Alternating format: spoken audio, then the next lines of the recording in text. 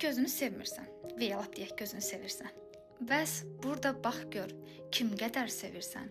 Kimin baxış bucağı ilə özünü sevirsən və ya kimin baxış bucağı ilə, kimin sevgi anlayışı ilə özünü sevmirsən. Baxın, məsələn deyək ki, valideynimiz bizi sevər, qardaşlarımız bizi sevər, bacılarımız, dostlarımız, partnyorumuz və onların sevgi anlayışı və onların sevmə qədəri səni o şəkildə verməsi sən elə bunlara layiqsən anlamına gəlmir.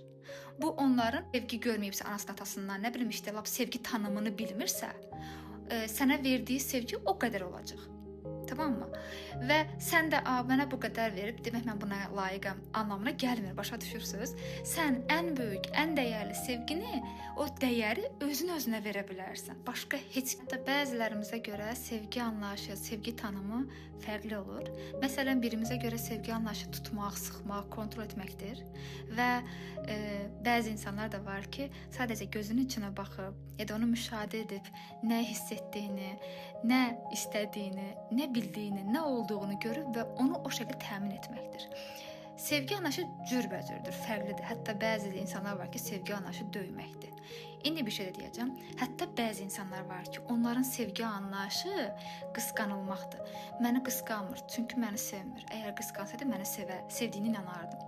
Yəni bu cür insanlar da var. Ya da işte mənə heç acıqlanmadı ya da məni heç bu şəkildə danışmadı. Demək ki, məni çox istəmir və siz ona görə təsəvvür edin, iki cür insan həm sevmək, həm sevilmək fərqli anlayış daşıya bilir. Gəlin sizə bir tapşırıq verim.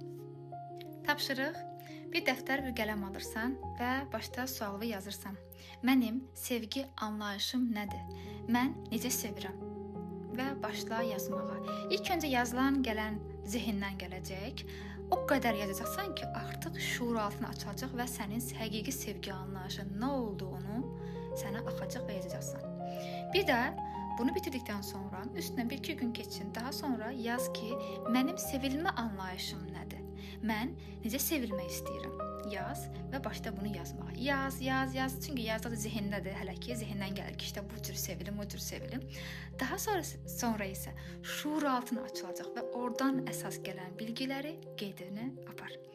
Daha sonra isə bunların hər birini yorumlara yaz.